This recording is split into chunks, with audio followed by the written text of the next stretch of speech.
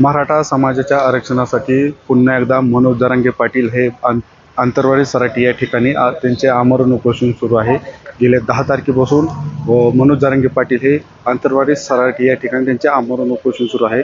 आज त्यांच्या उपोषणाचा 5वा दिवस आहे आणि मनोज जरांगे पाटील यांची प्रकृती खालावल्याने सकल मराठा बांधवांकडून महाराष्ट्र बंदची हाक देण्यात आली होती।